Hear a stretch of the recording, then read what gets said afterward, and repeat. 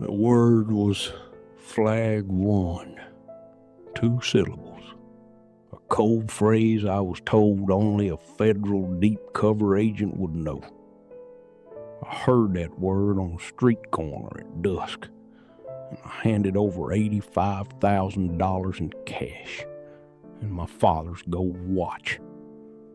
I wasn't robbed at gunpoint. I wasn't hacked. I was given an order, and I followed it, because that's what I was trained to do. My name is Marcus Webb. Commander Marcus Webb, United States Navy, retired. 75 years old, 40 years of service. I led sailors through the Persian Gulf. I commanded a destroyer in the Pacific. I sat in the Pentagon and briefed generals on operational security. I built my entire life around one principle: follow the protocol. The protocol keeps you alive. The protocol keeps the mission secure. The protocol is sacred. And they use that against me. They weaponize my own discipline. They turn my training into a trap. I live in Virginia Beach now. A modest house, a quiet street. After my wife Loretta passed, the house got too big, too quiet. My son Terrence calls from San Diego. He tells me to get out more. He tells me to join a veterans group, maybe take up golf. I tell him I'm fine. I have my routine. It began with a voicemail. I don't usually check my voicemails. Most of them are from my doctor's office reminding me about appointments. But that morning, the notification wouldn't clear from my screen, so I hit play. Commander Webb, this is Chief Deputy Marshal Alan Cross from the United States Marshal Service, District of Eastern Virginia. We have a sealed federal matter. A person using your name and social security number has been flagged in a domestic terrorism investigation. You need to call this number immediately for a debriefing. Repeat, this is a sealed matter. Do not discuss this with anyone, including local law enforcement. Your cooperation is required by statute. My heart didn't race, not right away. Instead, I felt a cold, professional calm. I had been debriefed before. I knew what sealed matters were. I knew what the Marshal Service did. I had worked with them years ago on a case involving stolen military equipment. I sat down at my kitchen table, picked up my phone, and called the number. District Office, Agent Cross speaking. The voice was exactly what I expected. Clipped, professional, slightly impatient, like a man with 100 things on his desk and no time for pleasantries. He used the same cadence I used to use when briefing a new crew. Short sentences, no wasted words. Commander Webb, thank you for responding quickly. Sir, I'll be direct. Your social security number has been connected to a sleeper cell operating out of Norfolk. They're using stolen veteran identities to launder money, funnel supplies, and rent safe houses. Your name is on the lease for a storage unit where we recovered 15 pounds of explosive material. The word explosive landed hard. I felt it in my chest. Are you telling me I'm a suspect? No, sir. You're a victim. But the suspects are still at large, and your identity is still active in their network. If we move too fast, they vanish and set up under someone else's name. If we move too slow, your name ends up on a federal indictment before we can clear it. We need your cooperation on a counter-operation. Counter-operation. I knew that word. I'd been part of counter-operations before. They were dangerous, classified, and essential. What do you need me to do? Agent Cross explained the operation in precise detail. The terrorists were monitoring my bank accounts, he said. They were waiting for me to make a large transaction so they could hijack it. The Marshal Service needed to lure them out. I needed bait. We need you to liquidate your primary account's cash. The suspects will see the withdrawal and attempt to intercept it. We'll have plainclothes agents in position at the drop point. The cash will never leave federal custody. It will be photographed, tagged as evidence, and returned to you within 48 hours through the Victim Compensation Fund. Cash, I repeated. How much? Everything liquid. At least $80,000 to meet the threshold for a federal terrorism asset seizure. If you have physical valuables, jewelry, gold, heirlooms, those are even better. The suspects are known to target tangible assets. It makes the case stronger. $80,000. That was my entire savings. That was the money Loretta and I had put away for Terrence and the grandchildren. That was the cushion for the rest of my life. I understand your hesitation, but Commander, you served. You know what it means to protect this country. This operation could prevent an attack.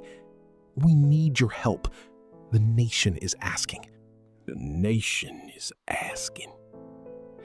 Those words reached into my chest and pulled the lever that 40 years of service had installed. I had never refused my nation. I'll do it, I said. Outstanding. I'm transferring you to the field coordinator. He'll give you the operational details. And Commander, Semper Fi. I'm Navy, I said. But thank you. He laughed, a small, human sound, a detail that made him feel real. The field coordinator introduced himself as Agent Delaney. He had a younger voice, sharper, like a junior officer eager to prove himself. He walked me through the operational security protocol, step by step. You'll withdraw the funds in cash from your bank, large bills. Place everything in a black duffel bag. No markings, nothing distinctive. At 1900 hours, you'll proceed to the corner of Atlantic Avenue and 17th Street. There's a parking lot behind the old seafood restaurant. Do you know it? I knew it. I had eaten there with Loretta once, years ago. An agent will approach you. He'll be wearing civilian clothes. You won't know him. The only way to confirm he's federal is a code phrase. When you make visual contact, he will say Flag 1. You will respond Flag 2. You will hand over the bag and walk away. Do not look back. Do not engage in conversation. The operation requires complete anonymity. Is that clear? Flag 1, I repeated. Flag 2. Correct. And Commander, this is critical. The operation is sealed. You cannot tell anyone. Not your family, not your bank teller. If the suspects catch wind, the entire operation collapses and your identity remains compromised. Do you understand? Understood. Sealed operations were standard. Need-to-know basis. I'd leave my entire career on need-to-know. I went to the bank the next morning. I told the teller I was consolidating accounts for estate planning. I had rehearsed the line. It came out smooth and natural. She hesitated. I saw her hesitate. That's a significant withdrawal, Commander Webb. Is everything okay? Perfectly fine, I said. Just some family business. She nodded and processed the transaction. $80,000 in $100 bills, bound in paper straps. I put the money in a black duffel bag I had brought from home. I added my father's gold watch, a 1942 Hamilton that he had worn through the Pacific Theater, and my own Naval Academy ring. The ring was worth maybe $3,000, but it was priceless to me. Cross that said heirlooms would make the case stronger. I believed him. I drove to the parking lot at 6:45 p.m. The sun was setting over the ocean, turning the sky orange and pink. The old seafood restaurant was boarded up now, a victim of the pandemic. The parking lot was cracked and empty, except for a few seagulls. At exactly 7 p.m., a man walked toward me. White male, dark hair, windbreaker. He moved with purpose, but not urgency. He looked like law enforcement. He looked like someone who knew what he was doing. He made eye contact. Flag 1, he said. Flag 2, I said. He took the bag. He didn't look inside. He just nodded once and walked away toward a dark sedan parked at the edge of the lot. I turned and walked to my car. I didn't look back. That was the protocol. I drove home feeling a strange sense of pride. I had done my duty. I had served my country again. And then the silence began. I waited for the phone call. Cross had said he would call within 12 hours to confirm the evidence was processed and the funds were in federal custody. 12 hours passed, then 24, then 48. I called the number, disconnected. I called the main marshal service office. The receptionist had no record of a Chief Deputy Alan Cross. She transferred me to the fraud division. A very patient man named Detective Ramirez listened to my story in silence. Commander Webb, he said, I need you to hear me carefully. This is a scam. A sophisticated one, but a scam. The Marshal Service does not conduct operations involving civilian cash. We don't use code words like Flag 1. We don't ask citizens to withdraw money. None of this is real. None of this is real. 4 words. 4 words that erased $85,000. 4 words that erased my father's watch. 4 words that erased my Naval Academy ring. I held the phone. I didn't speak. I couldn't. Commander, are you still there? I'm here, I said. My voice sounded like someone else's. Hollow. Hold. I'm sorry, sir. We'll do what we can. But these cases, the money is usually gone within hours, untraceable, overseas. I hung up. I sat in my chair. Loretta's chair was empty across from me. My father's watch was in some criminal's pocket. My ring was probably being melted down, and I had handed it all over because a stranger said, Flag 1. I need to stop. I need to look at you right now, because I almost didn't make this video. I almost let the shame bury me. For 2 months, I told no one.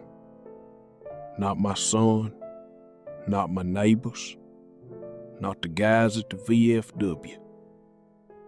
I was a commander. Commanders don't get scammed. Commanders don't make mistakes like this. But silence is what the scammers count on. They know you won't tell anyone. They know the shame will keep you quiet. And every victim who stays silent protects the predators and dooms the next victim. Please, share this video. Send it to your father. Send it to your grandfather. Send it to every veteran you know who still believes that a code word makes someone legitimate. Because the scammers are using our own honor against us. They are weaponizing the values we built our lives around. Don't let my silence be the reason someone else stands on a street corner with empty hands. I called my son. That was the hardest conversation of my life. Harder than missing his graduation. Harder than burying his mother. Dad, why didn't you call me? Why didn't you tell me what was happening? Because they told me not to. Because the protocol said silence. Dad, the protocol is what they used against you. He was right. My son was right. I had followed the protocol my entire life, and the scammers knew that. They built a fake protocol, a fake operation, a fake chain of command. They gave me a code word because they knew a code word would feel real to me. They studied me. They knew I was a Navy commander. They knew I was a veteran. They knew I was a widower. They built an entire operation around my psychology. And the code word, Flag 1, was the key. It was the password that unlocked 40 years of discipline and turned it into a weapon. So what do? How do we protect ourselves in a world where a code word can steal your life savings? I've spent months thinking about this, and I've developed a new set of protocols. Real ones this time. Protocol 1. No code word is sacred. The government does not use secret passwords to meet you in parking lots, no matter what they say, no matter how official it sounds. If someone gives you a code phrase and tells you to hand over money, it's a scam. Every time. No exceptions. Protocol 2. Verify outside the chain of command. Scammers will give you phone numbers. They will give you names and badge numbers. They will build an entire fake bureaucracy around you. Don't use their numbers. Look up the agency yourself. Call the main line. Ask for the person by name. If they don't exist, you know the truth. Protocol 3. Time is your ally, not your enemy. My father's watch is gone. I will never see it again. I have accepted that. But I still have his memory, and I still have my voice. I'm 75 years old. I don't know how many years I have left, but I know what I'm going to do with them. I'm going to tell this story. I'm going to stand in front of veterans groups and tell them what happened. I'm going to warn them about the code words and the fake protocols and the predators who wear the camouflage